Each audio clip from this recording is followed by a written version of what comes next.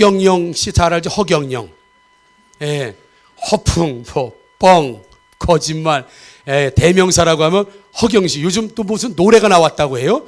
뭐 국민송, 저 들어보지 못했습니다만 국민송을 뭐 만들고 다시 또 뭐 TV에도 뭐 이렇게 출연하고 막 그랬다고 그래요. 아무튼 허경영 씨가 1990년대에 그 대선 출마를 하면서 내걸었던 공약이 있습니다. 한 30가지 이상 되는 공약 중에서 몇 가지만 여러분들에게 말씀을 드리는데요. 참 희한하게 비슷해지는 것도 있더라고. 그때는 너무 허무맹랑하고 허황돼서 누구도 그냥 웃고 말 공약이었는데, 자, 한번 들어보세요. 당시에는 굉장히 혁명적이어서 그냥 정치혁명 이렇게 얘기합니다. 정치혁명. 그때 뭐라고 공약을 했냐면 국회의원을 아주 싹 줄여서 100명으로 줄여버리겠다. 이게 이제 그 공약이었고, 두 번째 결혼혁명. 결혼만 하면 무조건 1억 원 지급. 주택 사면 2억 원 지급. 예. 그다음에 출산혁명. 애 날 때마다 3천만 원. 집에서 노는 전업주부수당 100만 원. 집에서 놀기만 해도 매달 100만 원씩 준다는 얘기예요. 예. 노후혁명. 65세 이상은 노인은 월 70만 원은 무조건 지급. 그다음에 배당혁명. 국가 예산을 50% 삭감하는 대신에 20세 이상 사람만 되면 월 150만 원 지급. 예, 사람만 있어도 돈이 막 생기는 거예요. 그다음에 교육혁명. 중고등학교 때는 자신이 가장 잘하는 과목 한 과목만 시험 보고 나머지는 수업만 들으면 돼. 학생들 어때요? 예. 그다음에 유엔혁명. 유엔 본부를 판문점으로 이전. 전쟁이 일어나지 않도록 그렇게 공약을 했기도 하고요. 징병혁명. 예, 이 모병제로 월 200만 원 지급. 도덕혁명. 대통령이 모든 국민의 관훈상제를 다 챙기고 모든 국민들이 결혼하거나 장례가 나면 100만 원과 함께 조화 배달, 생일은 케이크 배달. 이런 어처구니 없고 사실 지켜지기 어렵지만 많은 사람들이 이 허경영 씨에게다가 이 투표를 했습니다. 득표라고 할까요? 표를 던졌어요. 대통령 시켜야 된다고. 그래서 그때 나온 게 0.4%예요. 물론 0.4%도 별거 아닌데 한 10만 명 가까이 됩니다. 투표한 인원 10만 명 가까이가 이 허경영 씨에다가 투표를 했어요. 대통령 사무했는데 그때 당시에 대통령 후보로 나왔던 이인재 후보가 0.68%. 그러니까 허경영 씨하고 이인재 씨하고 비슷한 거예요. 이 득표가. 그런데 이인재 후보보다 더 많이 득표한 곳이 있습니다. 허경영 이 후보가 뭐 서울의 강남구, 강동구, 강서구, 그러니까 강북만 빼고는 전부 허경영이 이겼습니다. 이인재 씨를. 그리고 수원 영통도 이긴 거로 나와요. 수원 영통구도 이인재 씨를 허경영이 이겼습니다. 혹시 찍으신 분 계세요? 혹시 예, 영통에? 예. 부산 아주 부산의 강서구라고 있나요? 강서구를 제외하는 모든 구에서는 이인재 씨보다 허경영이 득표를 했습니다. 더 많이. 이런 기록이 지금 남아 있습니다, 여러분. 왜 그렇겠습니까? 예, 무조건 결혼만 해도 막 3천만 원, 애만 해도 3천만 원, 뭐 1억 원 주고 집사도 2억 원 주고 모든 뭐 대통령이 다 관훈상제 다 챙기고 막 다 그래도 이게 지켜지기 어려운 공약이라는 건 누구도 다 알 수 있습니다. 그런데 많은 사람들이 여기에 투표하고 또 표를 던졌을 뿐만 아니라 한때 굉장한 바람을 일으켰던 이유가 뭐예요? 기존의 정치가, 그리고 기존의 정치인들이 냉소적인 눈으로 바라보면 안 될 만큼 힘들고 어렵게 사람들을 만들다 보니까 뻥이라도 허풍이라도 들으면 좋으니까 한때 국민들이 여기에 열광했단 말이죠. 결혼만 해도 결혼만 해도 1억 원 주고 집사도 2억 원 주고 말이야. 예. 그리고 애 하나만 낳아도 3천만 원씩 막 준다고. 실제로 지켜지기 어려운 공약이고 약속이지만 들어도 굉장히 기분이 좋은 거예요. 우리 자유주의 신학에서는 성경을 다시 해석하고 다시 바꿔야 된다고 하는 주장이 많습니다. 왜냐하면 성경에 너무 뻥이 많다는 겁니다. 성경에 너무 과장이 많다는 거예요. 성경에 사람의 납득이나 이성으로 합리적으로 설명할 수 없는 게 너무 많다는 거예요. 그냥 믿으라고 말하기에는 너무 어려운 것들이 너무 많다는 거예요. 홍해 바다가 갈라졌다는 얘기가 이게 있을 수 있느냐? 그래서 사실은 바다가 갈라진 게 아니라 바다 저 가장자리 홍해 바다가 우리처럼 뭐 일본하고 이렇게 한국하고 바다 끝과 바다 끝이 있는 게 아니라 홍해라고 하는 일종의 가두어진 바다기 때문에 저 바다 가장 끝 가장자리 사람이 안 빠져 죽을 만한 거기를 걸어갔다 이렇게 설명을 해요. 오병이어도 마찬가지. 어린아이가 도시락을 꺼내놓으니까 많은 사람들이 어린아이가 도시락을 꺼내놓는 거에 감동받아서 너도 나도 꺼내놓고 보니까 많이 나왔다 이런 식으로 설명을 해야지 예수님이 축사를 하고 예수님이 기도를 해가지고 5천 명이 먹고 12광대 남았다 이런 허무맹랑한 얘기가 어딨냐. 그러니까 성경에서는 기적을 다 빼버리자. 말도 안 되는 얘기 전부 다 빼버리자. 사람들이 믿지 않는 전부 다 빼버리자. 그리고 남는 거 뭐예요? 오른밤을 치면 왼밤 돌려대라. 이런 얘기. 윤리나 도덕, 사람이 살아가야 될 어떤 가치, 이런 것들만 남겨두자고 주장하는 분들이 많이 있습니다. 여러분. 그래서 어쩌면 가장 뻥이 심한 책 성경, 말도 안 되는 이야기로 가득한 이야기가 성경일 수도 있습니다. 여러분. 자, 오늘 6절 한번 본문 6절 봅니다. 자, 본문 6절을 한번 같이 읽습니다. 자, 시작.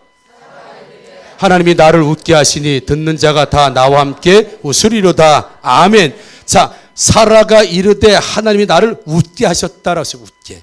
이 웃게라고 하는 이 웃음이라고 하는 이 단어가 이츠하크라고 하는 단어를 씁니다. 이츠하크라는 단어는 뭐냐면 농담하며 웃다, 여유롭게 웃다 이런 뜻이에요. 그러니까 지금 사라가 이르되 하나님이 나를 웃게 하셨다는 얘기예요. 아주 여유롭게 웃게 하시고 마치 농담처럼 웃게 하셨다. 다 나와 함께 웃으리로다. 이 웃음이라는 의미가 이츠하크. 그러면서 농담하면서 웃을 수 있는 여유로움이 있는 웃음을 바로 이츠하크라고 하는 웃음으로 쓴단 말이죠. 예를 들면 농담처럼 여길 수 있는 건데 웃으면서 할 수 있는 것. 창희야, 여기 앞에 있으니까 창희가 목사님이 용돈을 주면 얼마 정도 주면 좋겠냐. 내가 그냥 얘기할게. 창희가 요즘 보니까 용돈이 좀 필요한 건데 얼마 주면 좋겠냐? 1억? 이렇게 얘기하는 거예요. 이거 농담이에요? 아니에요? 어? 우리 뭐 먹고 살으라고 진담이라면요 지금. 예. 창희야 너 용돈 얼마 필요해? 목사님 줄게. 얼마야? 1억? 이거 여러분 실제 현실에서는 농담이에요? 진담이에요? 이거 농담이에요. 이거 농담이라고요. 그냥 웃자고 하는 이야기라고요. 얼마 필요해? 한 10,000원이면 되겠네. 이건 진담이에요. 그런데 야 창희야 목사님 용돈 줄게. 얼마? 1억? 이거는 다 누구도 농담이에요. 1억 얘기 듣고도 웃을 수 있는 건 농담이니까.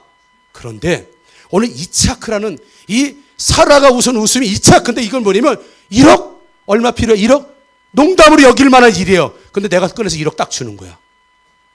그리고 1억이라고 말하는데 내 돈 1억이 나가는데도 불구하고 여유가 있어요. 즉 농담처럼 여길 만한 말도 안 되는 이야기를 함에도 불구하고 실제로 그걸 가능성이 있고 그걸 할 수 있는 능력이 있기 때문에 불가능한 것처럼 들리고 농담처럼 들리는 걸 내가 할 수 있는 능력이 있으니까 여유로운 거. 예를 들어서 가정에서 엄마 이번에 대학금 등록금이 나왔는데요. 등록금이 500만 원이요. 그러면 가난한 집에 아이고 등록금 500만 원씩 이거 어떻게 하냐. 큰일 났네. 이거 500만 원 어떻게 하지. 막 근심 걱정이 되는 거예요. 근데 예를 들어서 정말 부자다.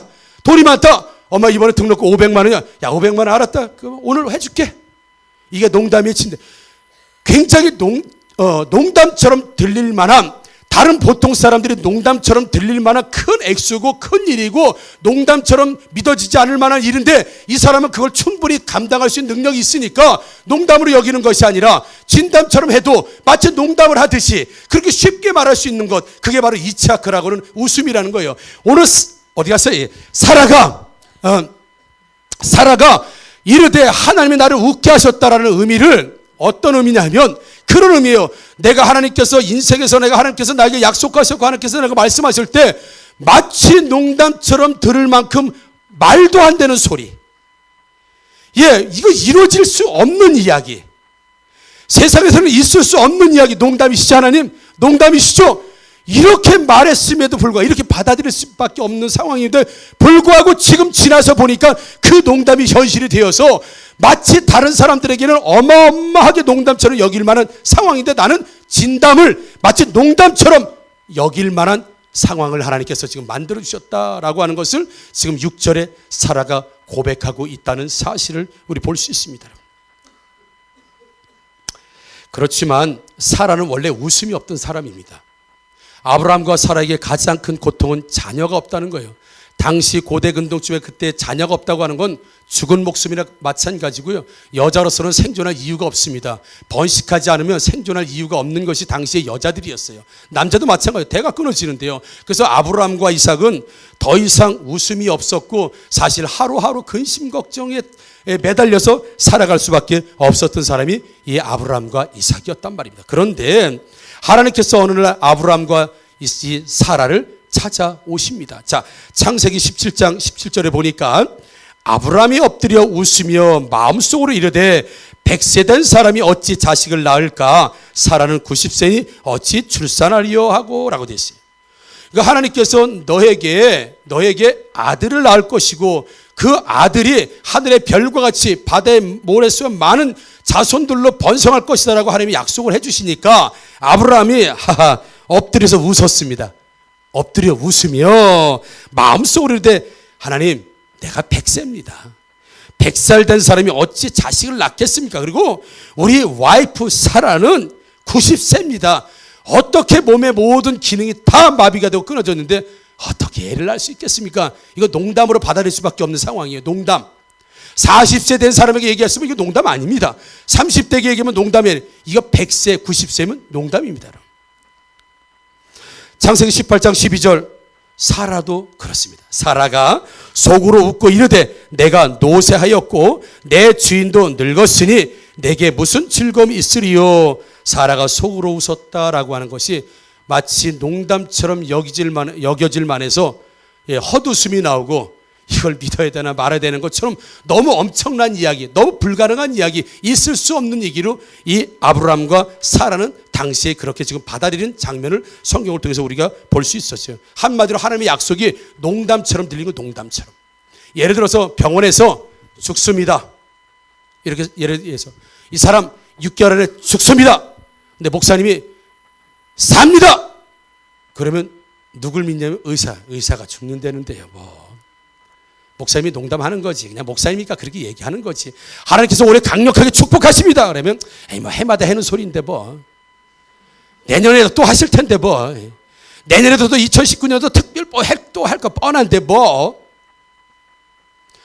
그 약속의 말씀이 강력하게 임하는 약속의 말씀이 전부 농담처럼 받아들일 만큼 어쩌면 허무하게 맹랑하게 그렇게 들릴 만한 이야기들이 우리 가운데 많이 있습니다. 지금 아브라함과 사라도 그렇게 지금 받아들였다고 성경은 나오고 있어요. 농담으로 여길 만큼 하나님 농담이시죠? 그냥 한번 해본 소리죠? 다 알고 있어요. 괜히 우리 격려하고 위로하려고 그러시는 거죠? 믿질 않아요. 농담처럼.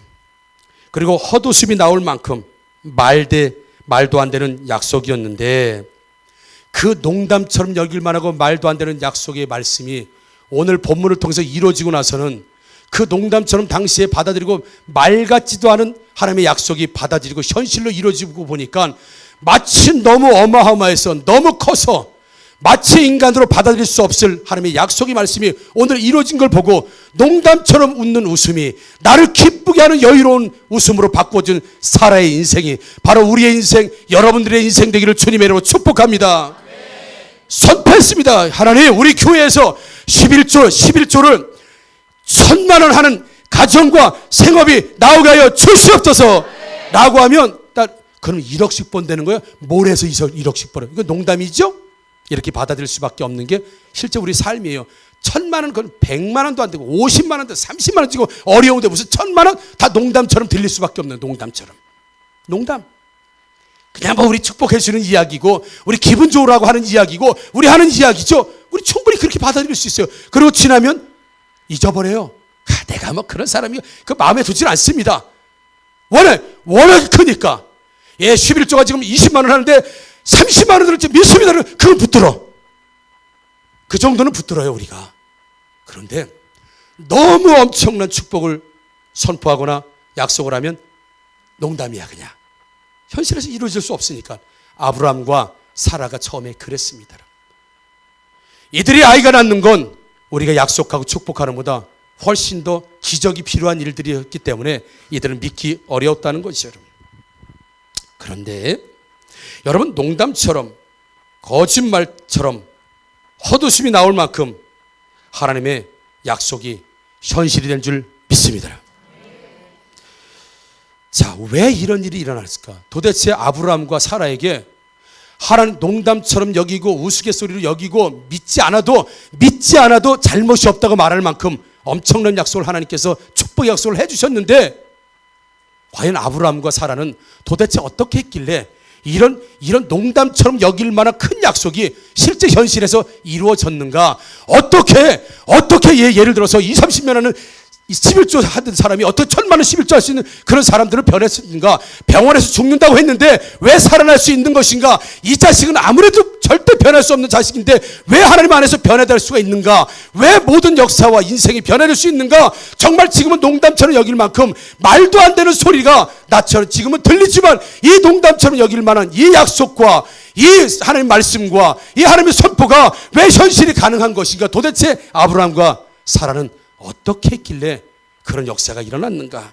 히브리서 우리 11장 9절과 11절 말씀 제가 읽어드립니다. 믿음으로 그가 이방의 땅에 있는 것 같이 약속의 땅에 거류하여 동일한 약속을 유업으로 함께 받은 이삭 및 야곱과 더불어 장막에 거하였으니 이는 그가 하나님이 계획하시고 지으실 터가 있는 성을 바랐습니다. 여기까지는 아브라함에 대한 이야기입니다. 자, 쉽게 하면 믿음으로 그가 이방의 땅에 있는 것 같이 약속의 땅에 거류하며, 제 이방 땅에 있지만 하나님이 주시겠다고 하는 가나안 땅에 있는 것처럼 살아갔고, 여기서 살지만 지금 이 애굽에서 이방 땅에서 살고 있지만 하나님이 약속하신 가나안 땅에 살고 있는 것처럼 여기서 그렇게 살았을 뿐만 아니라 약속의 유업을 함께 받은 이삭 및 야곱과 더불어 장막에 거하였으니 이는 그가 하나님이 나를 위해서 계획하시고, 마치 농담처럼 들려주신 그 이야기를 계획하시고 지으실 터가 있는 성을 바랐습니다. 즉,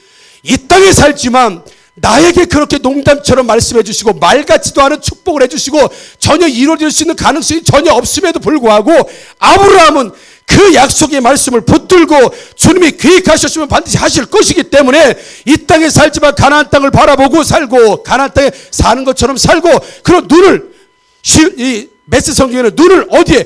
천국에다가, 하늘에다가. 아브라함이 여기서 살아, 땅에서 살아. 땅에서 사는 눈을 어디를 보고 사냐? 하나님만 보고 사는 거예요. 하나님이 하시면 하실 수 있습니다. 하나님이 계획하시면 하실 수 있습니다. 사람들은 내가 얘기하면 다 농담인 줄 알고 그걸 믿냐 이 바보야, 그걸 믿어, 이렇게 말할 것이지만, 하나님이 약속하시고 하나님이 계획하시고 하나님이 하시면은 내가 이 땅에 살지만 가나안 땅에 사는 것처럼 살 것이고, 내가 이 땅에 살지만 항상 눈은 하늘의 도성에다, 하나님에게다, 하늘 보좌에다, 역사실 하나님에게다 내 눈을 고정하고 살았다고 히브리서 11장 9절 10절에는 지금 아브라함이 그렇게 살았다. 여러분, 이 땅에 살지만 우리의 시선, 우리의 생각, 우리의 마음 그분에게 고정하시면 그분이 우리에게 마치 뻥처럼, 마치 과장인 것처럼, 마치 거짓말인 것처럼, 농담인 것처럼 우리에게 너무 큰 약속을 주셨다 하더라도 그분이 실행하시고 계획하시면 그분이 우리 가운데 약속으로 이루어지실 줄 믿습니다. 그게 하나님의 역사라는 거예요. 아브라함이 도대체 전혀 가능성 없는 상황에서 어떻게 이렇게 이삭을 출산하고 낳을 수 있었는가? 그는 그런 100세가 돼서 어떻게 생산할 수 있겠습니까? 라고 했음에도 불구하고 돌아서서, 그래, 하나님은 하실 수 있어. 그래, 하나님이 계획하셨으니까 가능해. 그럼 다른 사람한테 말했어요. 얘 친구한테 가서 내가 곧 애를 가질 것 같아. 그러면서 검사를 받아야 돼. 무슨 검사? 치매 검사. 100세가 됐으니까 100세가 된 할아버지가 애를 낳겠다고 그 치매 검사 받거나 아니면 요양시설에 들어가시거나 그래야지. 이게 정상적인 이야기입니까? 90세 된 할머니가 나 애를 낳겠다, 곧 애가 나올 것 같아, 애가 있을 것 같아 얘기하면 그 치매 검사 받아야 돼요. 요양시설에 들어가실 분이에요. 정상적인 사람으로 보지 않습니다. 누가 그걸 정상적으로 바라보겠습니까? 누가 그게 진짜라고 바라보겠습니까? 그럼에도 불구하고 사라를 또 봅니다. 사라, 우리 말씀이죠. 믿음으로 사라 자신도 나이가 많아 단산하였으나 잉태할 수 있는 힘을 얻었으니 이는 약속하신 일을 미쁘신 줄 알았습니다. 아멘. 여러분, 100세가 되고 90세가 된 아브라함과 사라는 지금 동일한 두 얘기예요. 나는 단산하였고 출산할 수 있는 능력이 전혀 없음에도 불구하고 나는 다시 잉태할 수 있는 힘을 얻었어요. 가능성을 얻었어요. 그는 한 번 약속하신 하나님은 반드시 이루실 것이라고는 그 믿으신 하나님을 붙드는 사라에게 역사가 일어났고 그 약속이 마치 농담이 현실이 되었다고 한다면, 우리가 정말 하나님께서 약속 주시고 말씀가들을 뽑듯이 말씀을 드리든 어떤 말씀을 축복이 선포가 되든 이게 지금은 농담처럼 들을 만한 이야기지만, 지금으로서는 전혀 이루어질 수 없는, 가능성이 전혀 없는 이야기지만, 이거는 다른 사람 이야기지만, 그것을 붙들고 그 약속을 붙들고 힘을 얻어서 끝까지 하나님만 바라보고 하나님이 하실 것을 바라보고 나아가는 자들에게는 농담처럼 여길 만한 그런 일들이 진짜 현실이 되어서 농담처럼 여유롭게 이야기하는 것. 아까 창이 이야기했죠. 내가 10만 원 가지고 벌벌 떨던 사람이 창이야 얼마나 필요해? 1억이면 필요해. 그럼 1억을 척 주는 거예요. 마치 농담처럼 여길 만한 일을 진심으로 행하는데도 불구하고 농담처럼 여유롭게 할 수 있는 이츠하크. 옛날에는 불가능이었고, 옛날에는 아픔이었고, 옛날에는 그저 헛웃음만 나오는 농담처럼 여길 만한 일이 지금은 이루어졌기 때문에 이츠하고 여유롭게 그 농담을 즐길 수 있을 만큼 삶의 변화를 가져오고 축복을 주신 하나님을 지금 살아가 축복하고 있는 줄 믿습니다, 여러분. 이게 하나님의 역사라는 거예요. 이게 하나님의 역사. 여러분, 성경의 역사, 축복의 선포가 너무 허황됩니까? 뻥입니까? 과장입니까? 믿어지지 않습니까? 그러니까 안 믿어지니까 그 상태 그대로 있는 거예요. 국가대표 트럭 장사꾼이라는 책에 딱 책이 그렇게 나오더라고요. 당신이 지금 그렇게 살고 있는 건 지금까지 그렇게 해왔기 때문이다, 이렇게 얘기해요. 누굴 탓하고 원망할 게 없다는 거예요. 당신이 지금 그렇게 사는 건 지금까지 그렇게 살아왔기 때문에 오늘 당신이 그렇게 됐다는 거예요. 누굴 탓하겠느냐? 그 책에서도 그렇게 이야기합니다.